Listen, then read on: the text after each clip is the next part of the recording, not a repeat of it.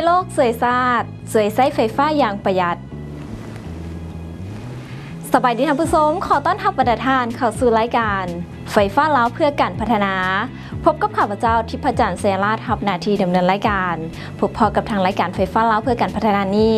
เป็นรายการที่จะนำเสนอข้อมูลข่าวสารการเคลื่อนไหววิกงานของรัฐวิสาหกิจไฟฟ้าลาวและนอกจากนั้นก็ยังมีสาระดีๆเกี่ยวกับในเรื่องของการนำใช้ไฟฟ้าอย่างถูกต้องและประหยัดมาต้นมาฝากบรรดาทานซึ่งวันในมื้อนี้พวกเขาก็มีหลากหลายข่าวสารที่ว่าจะนำมาเสนอให้บรรดาทานได้รับรู้กัน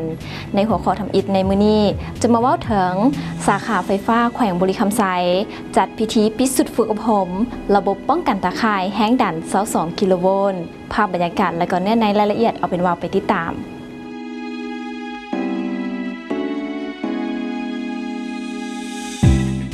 ในวันที่22กรกฎาคม2016ที่ผ่านมาอยู่ที่รัฐวิสาหกิจไฟฟ้าลาวสาขาแขวงบุรีคำไซได้มีพิธีปิดสุดฝึกอบรมในหัวข้อระบบป้องกันตาข่ายแห้งดัน22กิโลโวลต์ให้พนักงานไฟฟ้าลาวสาขาที่ขึ้นกับฝ่ายปฏิบัติการไฟฟ้าภาคใต้โดยการเป็นประธานของทานศักดาวันสายนอราชหัวหน้ารัฐวิสาหกิจไฟฟ้าลาวสาขาแขวงบุรีคำไซท่านอาจารย์สุวิไลไร้บัวบานห้องภาควิชาสายทรงสถานีศูนย์ฝึกรัฐวิสาหกิจไฟฟ้าลาวมีพนักงานเข้าร่วมฝึกอบรมในครั้งนี้จำนวน26คนประกอบมี6สาขาคือรัฐวิสาหกิจไฟฟ้าลาวสาขาแขวงบุรีคำไซสาขาแขวงคำมวนสาขาแขวงสวรรณเขตสาขาแขวงจำปาสักสาขาแขวงสารวันและสาขาแขวงอัตตปือในการฝึกอบรมนักสมณกรแม่นได้เรียนรู้ภาคทฤษฎีและการปฏิบัติตัวจริงพร้อมทางแลกเปลี่ยนบรรดาบทเรียนเกี่ยวกับการปฏิบัติเวียกงานตัวจริงของแต่ละสาขาซึ่งการฝึกอบรมแม่นได้ดำเนินเป็นเวลา11วันซึ่งได้เริ่มแต่วันที่11กรกฎาคม2016จนมาฮอดวันที่22กรกฎาคม2016และสามารถติดราคาผลการฝึกอบรมคือประเภทแข็ง22คนประเภทกลาง4คนในตอนท้ายของพิธีแม่ได้มอบใบยั่งยืนให้แก่นักสมณกรและรับฟังการโอ้ล้มของทานศักดาวันสายนอราชหัวหน้ารัฐวิสาหกิจไฟฟ้าลาวสาขาแขวงบุรีคำไซท่านได้แสดงความย่องยอสมเสยครูอาจารย์นักฝึกอบรมที่ได้เอาใจใส่ถ่ายทอดความรู้อันใหม่ๆให้พนักงานกรรมกรที่ขึ้นกับฝ่ายปฏิบัติการไฟฟ้าภาคใต้เว้ารวมเว้าเฉพาะแมนไอ้น้องพนักงานกรรมกรของรัฐวิสาหกิจไฟฟ้าลาวแขวงบุรีคำไซนอกนั้นยังได้มีการเน้นหนักให้นักสมณกรผู้เข้าร่วมจงนำเอาบทเรียนดังกล่าวหมุนใส่เข้าในเวียกงานของตนเองเพื่อให้เกิดประโยชน์สูงสุด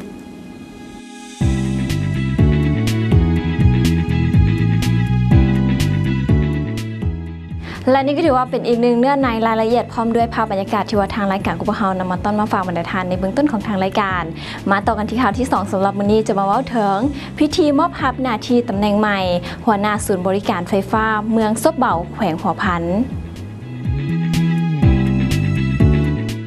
ในวันที่18กรกฎาคม2016ที่ผ่านมารัฐวิสาหกิจไฟฟ้าลาวสาขาแขวงหัวพัน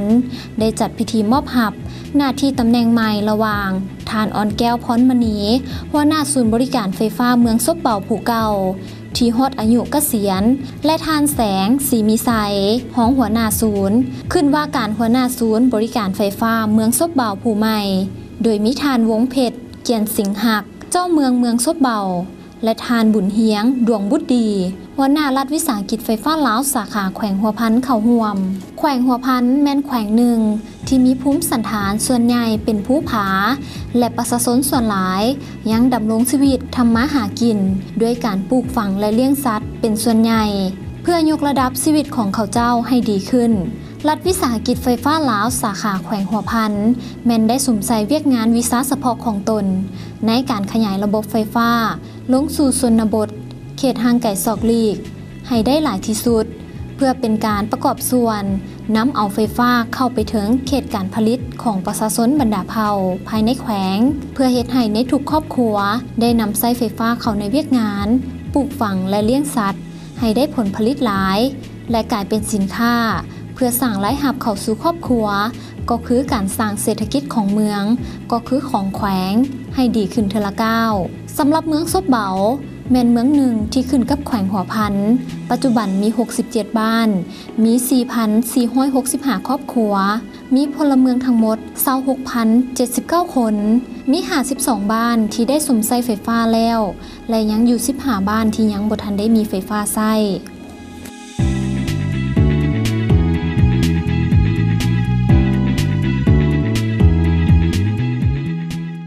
และผ่านกันไปสำหรับเนื้อในรายละเอียดพร้อมด้วยภาพบรรยากาศที่วัดทางทีมงานรายการของพวกเรานี้นำมาต้อนมาฟังบรรณาทานมาต่อกันที่ข่าวที่3สำหรับมื้อนี้จะมาเว้าถึงกองประชุมสรุปผลงาน6เดือนต้นปีและผ่านแผนการ6เดือนท้ายปี 2016 ของระบบส่งไฟฟ้าภาคกลาง2ให้บรรณาทานได้ติดตามในวันที่22กรกฎาคม 2016 ที่ผ่านมารัฐวิสาหกิจไฟฟ้าลาวสาขาแขวงขมวนได้มีกองประชุมระบบส่งไฟฟ้าภาคกลาง2ประจำ6เดือนต้นปี 2016 ขึ้นโดยการเป็นประธานของทานดวงศรีภารยกห้องผู้อำนวยการใหญ่รัฐวิสาหกิจไฟฟ้าลาวทานบุญอ้อมพิลาวันหัวหน้าฝ่ายคุ้มครองสายส่งสถานีมีคณะสาขาไฟฟ้าแขวงขมวนและแขวงบริคำไซพร้อมพนักงานวิชาการห้องการคุ้มครองระบบส่งไฟฟ้าภาคกลาง2เข้าร่วมในกองประชุมทานพ้นสวรรค์ไสยวงศ์หัวหน้าห้องการคุ้มครองระบบสายส่งไฟฟ้าภาคกลาง2ได้ขึ้นรายงานย่อเวียกงาน6เดือนต้นปี 2016 เกี่ยวกับการบริการพลังงานการคุ้มครองสายส่งสถานีเซ็นซื้อพลังงานทั้งหมด 823.387 ล้านกิโลวัตต์โมงเป็นเงิน351ตื้อกว่ากีบในนี้ซื้อพลังงานภายในประเทศ609.655 ล้านกิโลวัตต์โมงเป็นเงิน267ตื้อกว่ากีบได้จำหน่ายพลังงานทั้งหมด795.519 ล้านกิโลวัตต์โมงเป็นเงิน426ตื้อกว่ากีบเทียบใส่ระยะเดียวกันของ6เดือนต้นปี 2015 เพิ่มขึ้น 170.96 ล้านกิโลวัตต์โมงเท่ากับ21.49 ส่วนห้อยด้านบริมาตรเวียกงานการคุ้มครองสายส่ง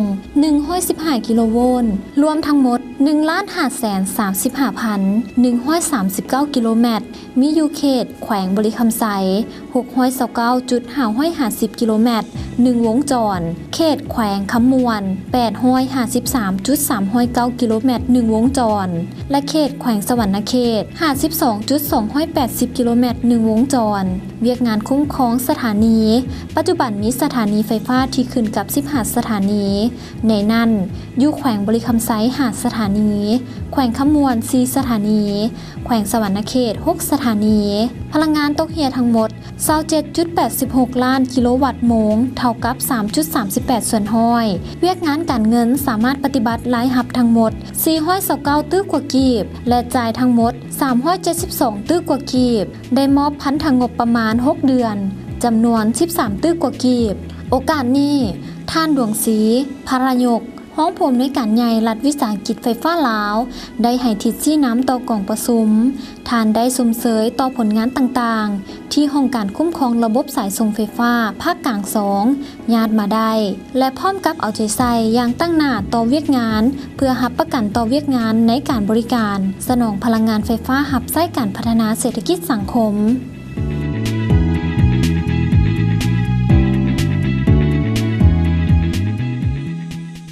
จากนั้นและนี่ก็ถือว่าเป็นอีกหนึ่งกองประชุมที่ว่าทางรายการของพวกเรานำมาต้อนมาฟังบรรณาทานพร้อมด้วยเนื้อในและก็รายละเอียดของกองประชุมดังกล่าวนี้และทั้งหมดนี้ก็ถือว่าแมนเนื้อในข่าวเนาะของเบรกที่1ที่ทางรายการของพวกเรามาให้บรรณาทานได้รับรู้กันสำหรับระยะนี้ให้ทุกท่านไปพักชมสิ่งที่ดีจากทางรายการกันก่อน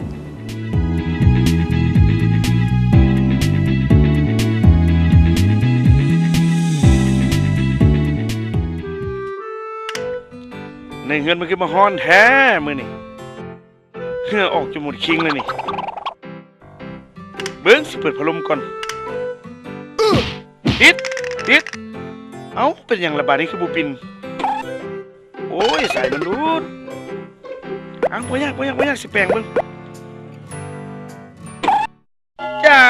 มันบ่คุ้มกับผลเสียที่จะตามมาควรนำใช้อุปกรณ์ไฟฟ้าที่ได้มาตรฐานเพื่อความปลอดภัยของตัวของท่านเองแบบนี้ก็ยินดีคือกันคักสุดด้วยความปรารถนาดีจากรัฐวิสาหกิจไฟฟ้าลาว สายน้ำสร้างพลังงานธรรมชาติที่มีท่าแห่งในการผลิตไฟฟ้าของประเทศลาวต้องมีการวางแผนพัฒนาจัดสรรอย่างเป็นระบบครบสุดเพื่อให้เกิดประโยชน์สูงสุดด้วยความหอมแห้งหอมใจของหลายภาคส่วนเหตุเวียกด้วยความมุ่งมั่นเพื่อการผลิตไฟฟ้าตอบสนองกับความต้องการการนำใช้ภายในและต่างประเทศของหลายภาคส่วนสร้างสติปัญญาของคนรุ่นใหม่รับใช้ในอนาคตบ่ว่าจะเป็นด้านกสิกรรมชลประทาน อุตสาหกรรม การท่องเที่ยว การคมนาคมขนส่ง และก้าวหน้าสู่ความทันสมัย ไฟฟ้าลาวบ่เคยหยุดพัฒนาเพื่อความสุขของคนลาว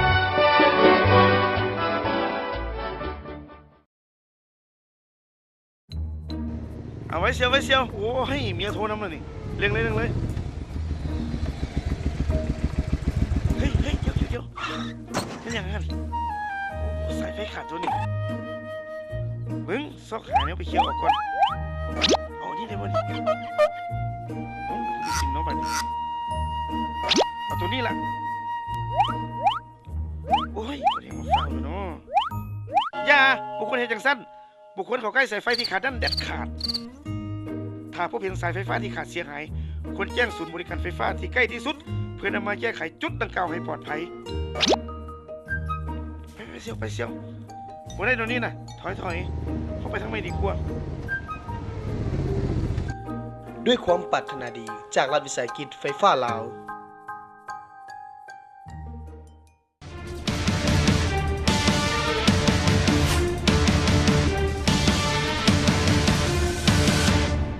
และกับคำว่าสุดระยะที่ 2 ของทางรายการของพวกเขาถือว่าเป็นระยะสกู๊ปข่าวซึ่งว่าระยะสกู๊ปข่าวนี้พวกเขาก็จะมาเล่าถึง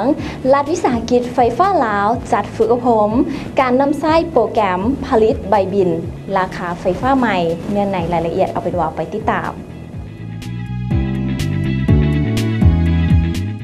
รัฐวิสาหกิจไฟฟ้าลาวจัดฝึกอบรมการนำใช้โปรแกรมผลิตใบบินราคาไฟฟ้าใหม่เพื่อปฏิบัติตามแจ้งการของกระทรวงพลังงานและบแฮฉบับเลขที่1182พบลงวันที่7กรกฎาคม2016ว่าด้วยการปรับปรุงหัวหน่วยราคาไฟฟ้าประเภทที่อยู่อาศัยมาในระหว่างวันที่22 23 กรกฎาคม 2016 ที่ผ่านมาอยู่ที่สถาบันฝึกอบรมไฟฟ้าลาวได้จัดฝึกอบรม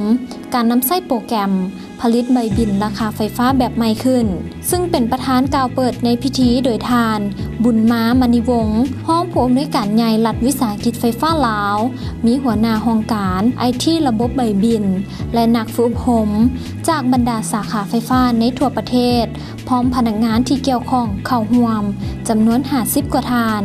จุดประสงค์ในการฝึกอบรมในครั้งนี้ก็เพื่อให้พนักงานที่ผลิตใบบินเก็บเงินในแต่ละสาขาทั่วประเทศได้เข้าใจระบบการนำใช้โปรแกรมผลิตใบบินแบบใหม่ที่จะเปลี่ยนจากระบบเก่าที่คิดรายราคาไฟฟ้าเป็นเพียง3ขั้นตอนมาเป็นระบบคิดรายราคาไฟฟ้าแบบใหม่ที่มี6ขั้นตอนคือแห้งดันขั้นต่ำประเภทที่อยู่อาศัยในระหว่าง0 หา 25 กิโลวัตต์โมงแม่นราคา348 กีบ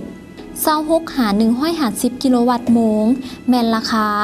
414 กีบ151 หา 300 กิโลวัตต์โมงแม่นราคา799 กีบ301 หา 400 กิโลวัตต์โมงแม่นราคา880 กีบ401 หา 500 กิโลวัตต์โมงแม่นราคา965 กีบ500 กิโลวัตต์โมงขึ้นไปแม่นราคา999 กีบหลังจากฝึกอบรมสำเร็จแล้วนักฝึกอบรมทุกๆท่านก็จะได้นำการนำใช้โปรแกรมดังกล่าวกลับไปจัดตั้งปฏิบัติในสาขาของตนเองเพื่อออกใบบินเก็บเงินค่ากระแสไฟฟ้าให้พ่อแม่ประชาชนผู้สมใช้ไฟฟ้าในต้นเดือนสิงหาที่จะมาถึงนี้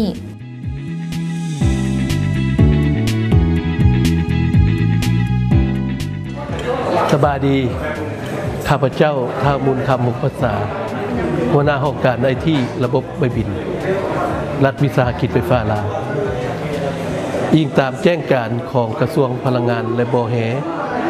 ฉบับเลขที่1182 ลงวันที่7 กรกฎาคม 2016 ว่าด้วยการปรับปรุงราคาไฟใหม่ประเภทที่อยู่อาศัยจาก3ขั้นมาเป็น6ขั้นรัฐวิสาหกิจไฟฟ้าลาวโครงการในที่ระบบใบบินมื้อนี้ได้มีการจัดฝึกอบรมโปรแกรมการคิดไล่ผลิตบินแบบใหม่ให้แก่วิศวการไอทีผลิตบินซึ่งเป็นตัวแทนให้แก่ไฟฟ้าสาขาแข่งต่างๆขอบเขตทั่วประเทศรวมทั้งหมด50 กว่าฐานนะการฝึกอบรมในครั้งนี้จะใช้เวลา2 วันคือวันที่22 23 กรกฎาคม 2016 จุดประสงค์หลักๆก็เพื่อเฮ็ดให้พนักงานวิศวการไอทีผลิตบินพวกเขานี้ได้รับรู้และเข้าใจแจ้งเกี่ยวกับโปรแกรมผลิตบินแบบใหม่นี้แล้วเอาไปนำใช้อยู่สาขาแข่งของตนให้ถูกต้องและชัดเจนถูกตามกำหนดเวลาที่แจ้งการได้กำหนดไว้ขอขอบใจ แสดงความสบายดีเนาะแต่ว่าข้าพเจ้าชื่อสินธนูสุวรรณลามาจากสาขาแขวงอัตตปือที่ว่ามื้อนี้เป็นอันที่ดีใจได้มาฝึกอบรมอยู่ทั้งศูนย์ฝึกเนาะที่ว่าเกี่ยวกับเรื่องระบบปรับปรุงราคาใหม่เนาะเพื่อการไปนำใส่ในสาขาต่างๆฮั่นก็ขอแสดงความขอบอกขอบใจอีกเทื่อนึงเนาะทางเบื้องศูนย์ที่ให้ความสะดวกเนาะให้แก่นักฝึกครั้งนี้ที่ว่าได้มาฝึกในตั้งนาทุกๆสาขาฮะที่ว่าได้เขามาฝึกเพื่อเอาราคาใน6 สเต็ปนี้ไปจัดตั้งปฏิบัติในประเภทของที่อยู่อาศัยเนาะตามอาณาแจ้งการของกระทรวงพลังงานคือว่าอันนี้ก็จุดหนึ่งที่ว่าได้มีการฝึกทุกคนเนาะที่ว่าของสาขาฮะเพราะว่าให้เฮ็ดได้ดีแหละเนาะก็สิขอขอบใจ สบายดีข้าพเจ้าซื้ออุเบกขาสิงห์วงศ์หน้าที่รับผิดชอบห้องหัวหน้าแผนกผลิตบินเนสินจากรัฐวิสาหกิจไฟฟ้าลาวสาขาแข่งหัวพันมื้อนี้พวกข้าพเจ้าได้มาฝึกอบรมเกี่ยวกับการคิดไล่ใบบินใหม่โดยอิงตามแจ้งการของกระทรวงพลังงานระบบแห่ที่มีการปรับราคาประเภทที่อยู่อาศัยจาก3 ขั้นตอนเป็น6 ขั้นตอนโดยการฝึกอบรมอยู่ในมื้อนี้จากแขวงของพวกเขาและแมนมานำกัน2 สหายหลังจากการฝึกอบรมสำเร็จแล้วพวกเขาจะได้นำเอาโปรแกรมใหม่ๆที่ได้ทำเรียนในมื้อนี้ไปจัดตั้งปฏิบัติอยู่ในแขวงของพวกเขาโดยเพื่อให้ทันและเสร็จตามกำหนดการที่ได้กำหนดออกภายในต้นเดือน8นี้ที่จะมาถึงนี่ขอขอบใจ สบายดีข้าพเจ้าซื้อขั้นคำสภาพรมาจากไฟฟ้าลาวสาขาเครื่องโลหะบางมีหน้าที่รับผิดชอบห้องแผนกคุมของมอเตอร์ไฟผลิตบาบินซึ่งมื้อนี้ก็มีความรู้สึกดีใจที่ได้โอกาสเข้าร่วมเกี่ยวกับการฝึกอบรมการคิดไล่บาบินแบบมาเปลี่ยนจาก3 ขั้นมาเป็น6 ขั้นอิงตามการแจ้งการของกระทรวงพลังงานบ่แฮก็คือของไฟฟ้าลาวได้กำหนดไว้หลังจากสำเร็จการฝึกอบรมครั้งนี้แล้วพวกเราจะได้นำไปจัดตั้งปฏิบัติอยู่สาขาเครื่องโลหะบางซึ่งพวกเราจะได้ปรับเปลี่ยนราคาตามการแจ้งการให้ถูกต้องซึ่งการปรับเปลี่ยนราคานี้จะได้คิดไล่บาบินเริ่มแต่เดือน8 ปี 2016 เป็นต้นไปนี่แมนบินใหม่สิแสดงให้เห็น6 ขั้นตอนเนาะคือขั้นตอนที่1นั้นแต่0 525 กิโลวัตต์โมงขั้นตอนที่2 26 550 กิโลวัตต์โมงขั้นตอนที่3 151 300 กิโลวัตต์โมงขั้นตอนที่4 301 400 กิโลวัตต์โมงขั้นตอนที่5 401 500 กิโลวัตต์โมงและขั้นตอนที่6หลายกว่า500 กิโลวัตต์โมงขึ้นไปเนาะจะได้คิดไล่เป็น6 ขั้นตอนนี้เนาะ เนาะซึ่งจะเห็นได้เนาะแต่ว่า6ขั้นตอนนี้บ่หมายก็ว่าจะไล่หมดทุกบินเนาะแม่นอิงใส่พลังงานการสมไส้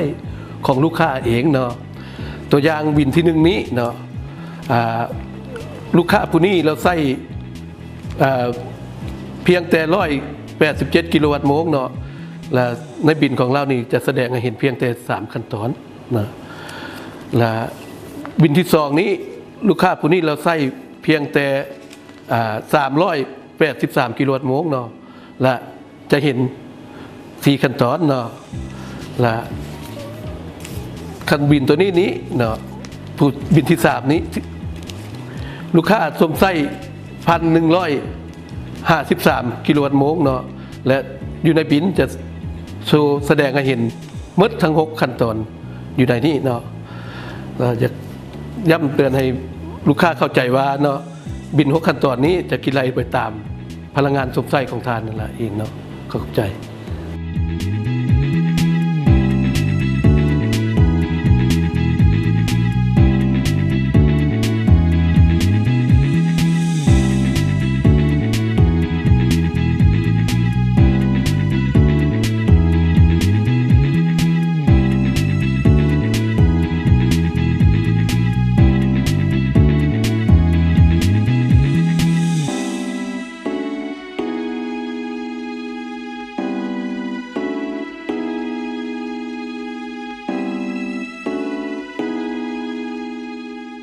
และนี่ก็ถือว่าแมนสกุ๊ปข่าวดีๆที่ว่าทางรายการของเรานี่นำมาให้บรรดาทานได้รับรู้กัน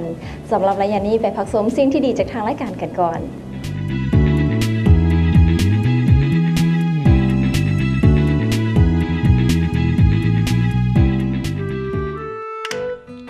ในเงินมันคือมาฮ้อนแท้มื้อนี่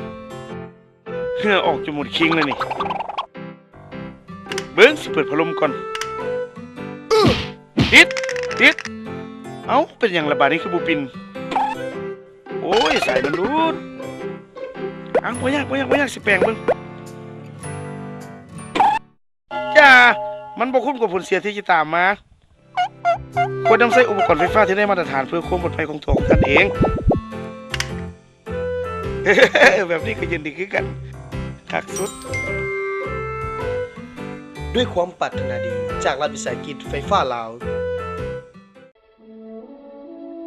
สายน้ำสร้างพลังงานธรรมชาติที่มีท่าแห่งในการผลิตไฟฟ้าของประเทศลาวต้องมีการวางแผนพัฒนา จัดสรรอย่างเป็นระบบครบสุดเพื่อให้เกิดประโยชน์สูงสุด ด้วยความหอมแห้งหอมใจของหลายภาคส่วนเหตุเวียกด้วยความมุ่งมั่นเพื่อการผลิตไฟฟ้าตอบสนองกับความต้องการการนำไส้ภายในและต่างประเทศของหลายภาคส่วนสร้างสติปัญญาของคนรุ่นใหม่หับไส้ในอนาคตบ่ว่าจะเป็นด้านกสิกรรมชลประทานอุตสาหกรรมการท่องเที่ยวการคมนาคมขนส่งและก้าวหน้าสู่ความทันสมัยไฟฟ้าลาวบ่เคยหยุดพัฒนาเพื่อความสุขของคนลาว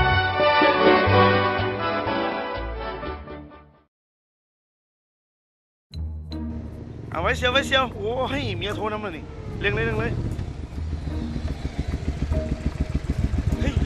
ดี๋ยวเป็นอย่างนั้นโอ้สายไฟขาดตัวนี้เบิ้งซอกขาเนี่ยไปเคี่ยวออกก่อนเอานี่ได้บ่นี่โอ้ดูสิน้องบัดนี้เอาตัวนี้ล่ะโอ้ยบ่ได้มาฟังเลยเนาะอย่าบุคคลเห็นจังสั้นบุคคลเขาใกล้สายไฟที่ขาดนั่นเด็ดขาดถ้าพบเห็นสายไฟฟ้าที่ขาดเสียหายควรแจ้งศูนย์บริการไฟฟ้าที่ใกล้ที่สุดเพื่อนำมาแก้ไขจุดดังกล่าวให้ปลอดภัยไปเสียววันได้ตรงนี้นะถอยเข้าไปทางไม่ดีกว่า ด้วยความปรารถนาดีจากรัฐวิสาหกิจไฟฟ้าลาว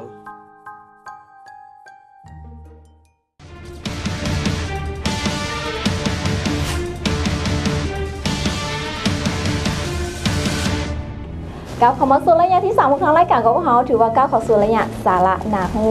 ส่วนว่าสาระนาฮูในมื้อนี้เราจะมาว่าถึงการนำไส้หม้อหุงข้าวและก็ตู้เย็นให้ถูกต้องและก็ประหยัดพลังงานจะมีขึ้นแล้วไหนได้เอาเป็นว่าไปรับฟังกันสำหรับวิธีการนำไส้หม้อหุงข้าวให้ถูกต้องและประหยัดพลังงานมีดังนี้ 1. หุงข้าวให้พอดีกับจำนวนคน 2. บ่ควรเปิดฝาหม้อในเวลาที่ข้าวยังบ่สุก 3. ควรถอดปลั๊กเสียบออกทุกครั้งเมื่อเซาไส้ 4. ถ้าเสียบปลั๊กเสียบอยู่อย่ากดสวิตช์ปิดเปิดขณะที่บ่มีหม้อสั้นไหน 5. ก่อนวางหม้อสั้นไหนให้กวดเบิ่งว่าบ่มีวัตถุอื่นๆหรือขี้ฝุ่นติดอยู่ด้านในของหม้อสั้นนอกพอจะเฮ็ดให้เกิดไฟฟ้าลัดวงจรและถ่ายเทความร้อนบ่ได้ดีและนี่ก็แมนวิธีการนำไส้หม้อหุงข้าวให้ถูกต้องและประหยัดพลังงานและมาต่อกันที่การนำไส้ตู้เย็นให้ถูกต้องและประหยัดพลังงานมีดังนี้ 1. ควรตั้งตู้เย็นห่างจากฝาทางด้านหลังและด้านข้างอย่างน้อย15-20 ซมเพื่อให้การระบายความร้อนดีขึ้นประหยัดไฟฟ้าได้35ส่วนห้อย 2. บ่ควรเอาอาหารที่ร้อนหรือยังอุ่นเข้าในตู้เย็น 3. บ่ควรใส่อาหารผักเครื่องดื่มหลายเกินไป 4. ควรตั้งอุณหภูมิภายในตู้เย็น 3-6 องศาเซและในห้องแช่แข็งตั้งระหว่าง-15-18 องศาเซถ้าตั้งไว้เย็นกว่าที่กำหนด1องศาเซจะสิ้นเปลืองไฟฟ้าเพิ่มขึ้น25ส่วนห้อยและนี่ก็แมนวิธีการนำไส้ตู้เย็นอย่างถูกต้องและประหยัดพลังงานสำหรับท่านใดที่ว่าได้รับรู้แล้วก็อย่าลืมนำไปปฏิบัติกันได้และนี่ก็เป็นสาระดีๆจากทางรายการของพวกเราที่ว่ามอบให้แก่บรรดาท่านได้รับรู้กันแต่ว่าสำหรับตอนนี้ระยะเวลาของทางรายการของพวกเราได้หมดเวลากันลงแล้วอย่าลืมกันแล้วกันสำหรับท่านผู้ชมทางบ้านท่านไหนที่ว่าติดตามรายการพวกเราอยู่บรรดาท่านสามารถติดตามรายการของพวกเราได้ออกอากาศทุกๆมื้อวันอาทิตย์เวลา 18:30 19:00 ทางโทรภาพป้องกันความสงบลาว PSTV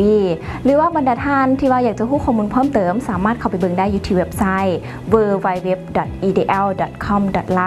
และสำหรับตอนนี้ข้าพเจ้าทิพย์จันทร์เสราชพร้อมด้วยทีมงานขอตัวลาบรรดาท่านไปก่อนพบกันได้ใหม่ในโอกาสหน้าสำหรับมื้อนี้สบายดี